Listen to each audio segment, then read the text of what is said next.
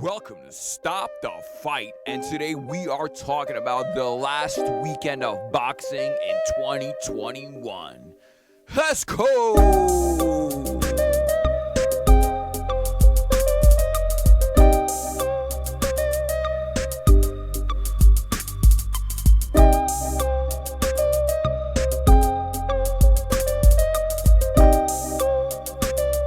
All right, our last weekend of boxing in 2021, and we end it with a returning face, the prospect, the up-and-coming 19-year-old Vito Mielnickijr Jr., White Magic, who is 9-1-0 with 6 knockouts.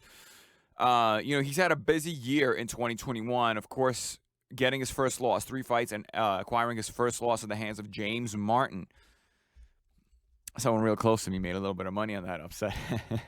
Now, Vito is, he's learning. He's a good up and coming fighter, but I think we saw a little bit of limitations from him. Remember, James Martin was a guy who was, 6-2 with no knockouts on him, and he bloodied Vito'd up. Now, of course, Vito is, you can tell in his body that he's still growing into it. He's still a young kid. You can easily see him going up towards 154, 160. And there's 147 is still a baby fat on him. Yes, this is all true, but nonetheless, he's fighting in the pro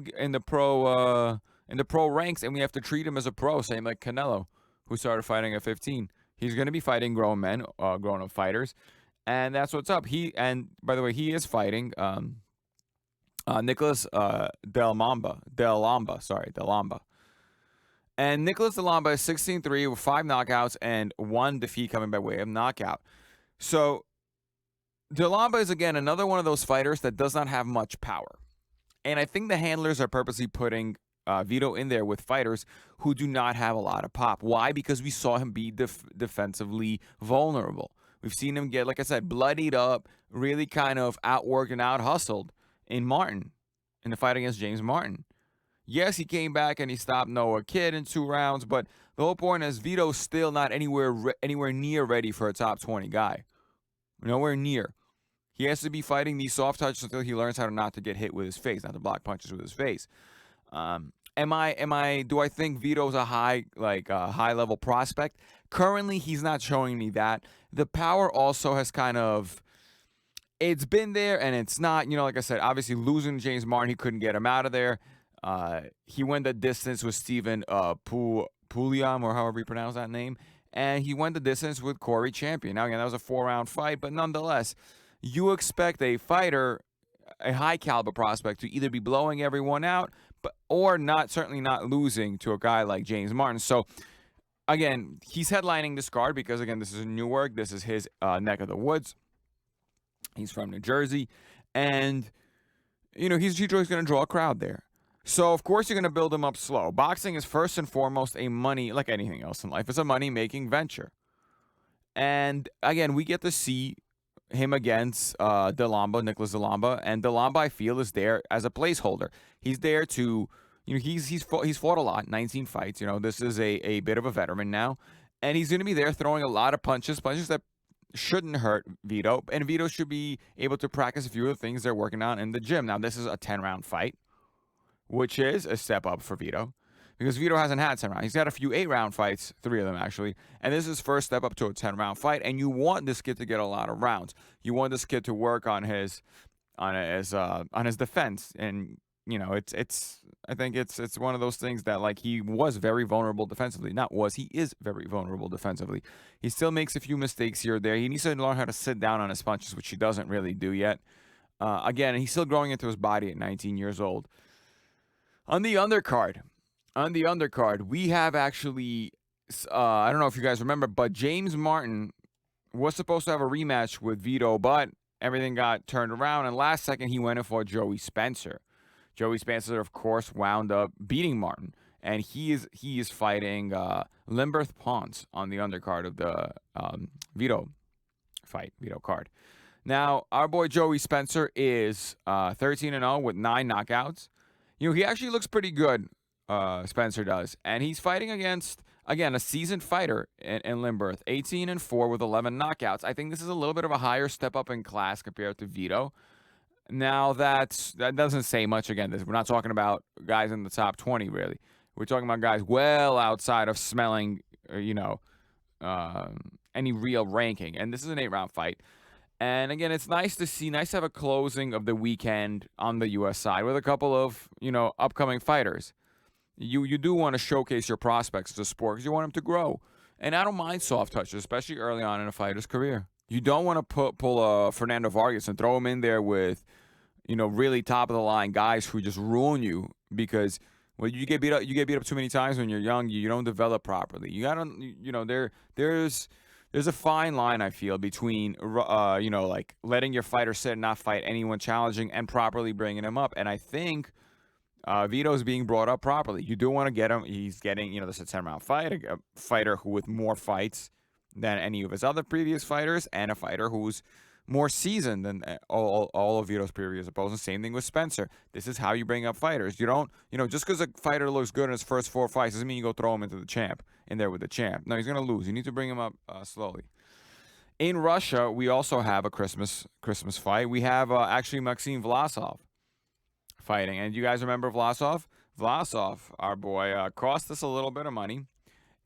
Cost me a little bit of money because he was able to take Joe Smith Jr. the distance, losing a majority decision in a very close and competitive fight. Remember, at the time, I had picked Joe Smith to beat him by knockout. Why? Well, I believed him coming off COVID, coming down from cruiserweight, would be susceptible to getting knocked out. I was very wrong. Not only did he win many rounds, one of the judges had it even. I remember. I thought I had what's his name, Joe Smith winning the fight, but I remember the fight being very close, very competitive, and Vlasov being much better than I anticipated. And here he is fighting Felix Valera, who is 19-4 with 16 KOs, and none of his defeats coming by way of knockout. Now, what's his name? Valera has been at heavyweight, but light heavyweight. But he recently took Shabronsky to a decision, wound up losing by DQ. But a fight where it was nasty. Obviously, it was a nasty fight. So this guy can fight dirty. Do I think this will bother Vlasov? Not at all. One of the reasons, again, Vlasov went against Joe Smith Jr., who's a very rugged fighter. Throws very looping shots, very wide and I don't want to say inaccurate, but off-center shots that will hit you with the forearm, are very physical. I don't think Valera's physicality will be much of a problem for Vlasov here. And I do, at 35, Vlasov, again, guys, 35 is not 25.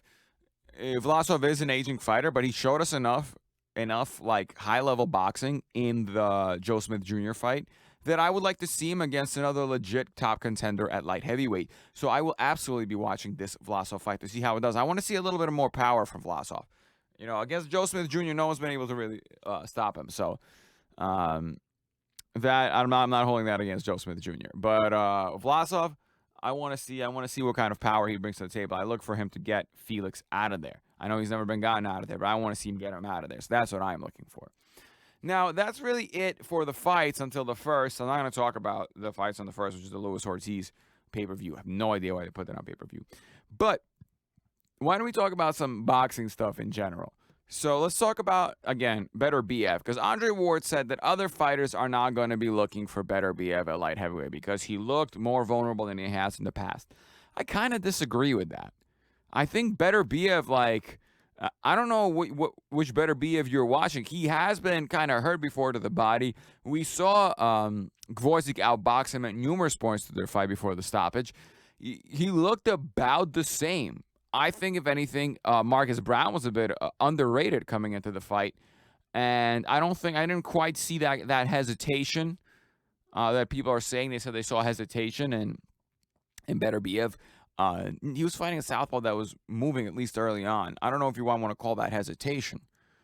I think he did well. As a matter of fact, I actually picked Brown as an underdog upset, but Better BF, proved to be a much superior, rugged fighter. Very, very strong guy in the body.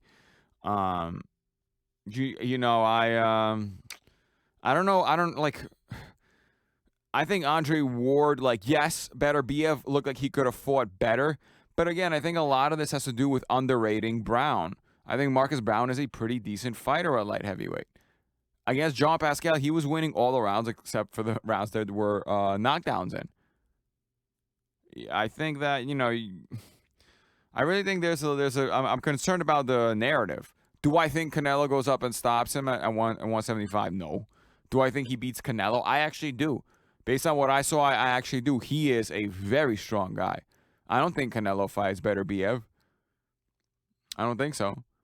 I have to watch that. I'd have to watch that one fight. I forgot which one it was. Of Beterbiev's, where he looked a little vulnerable to the body. And if I watch that again, if he is vulnerable to the body, then maybe Canelo does do it. Canelo's a tremendous body puncher. But there is a path for Canelo here to unify. Again, I'd have to watch some more Beterbiev's fight. But if he does wind up beating Beterbiev at 175, I think Canelo can absolutely beat Bivol.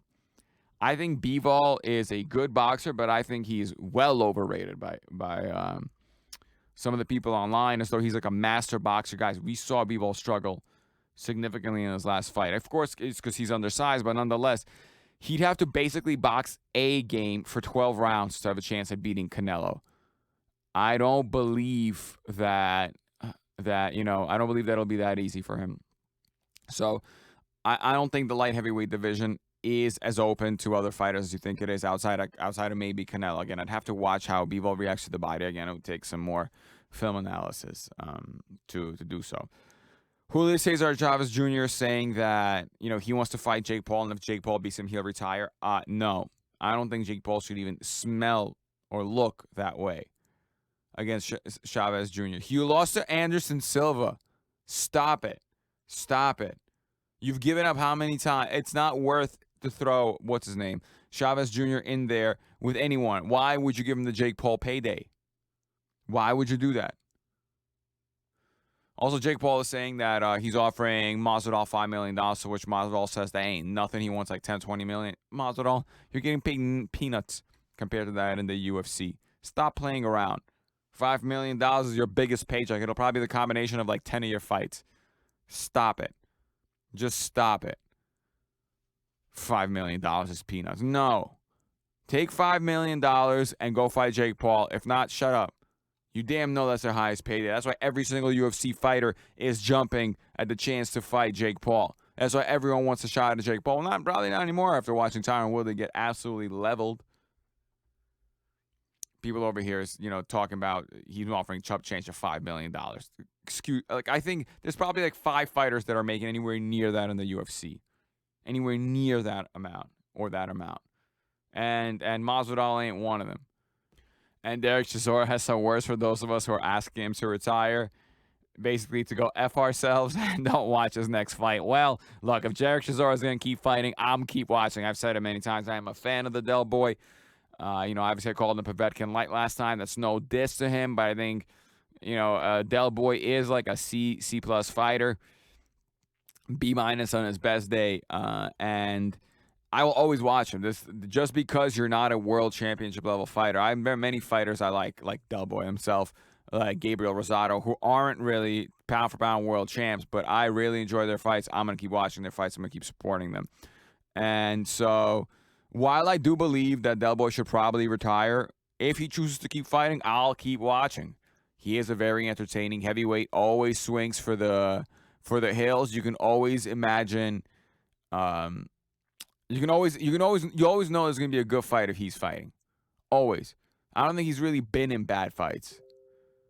And that's going to kind of do it for us. I know a very short episode today, but it's Christmas Eve. The year of boxing, a great year, is done. We had undisputed crowns, massive upsets, heroic battles. Maybe I'll do like knockout fighter of the year choice. Yes, I'm gonna do for probably for next time on Sunday after this weekend. That's what I'll do. I'll do a post fight and I'll give like my fighters of the year and whatnot, and knockouts of the year and all that other stuff, and champs of the year. That's what I'll do. So that's gonna do it for me. I'll see you guys on a Sunday. It's over.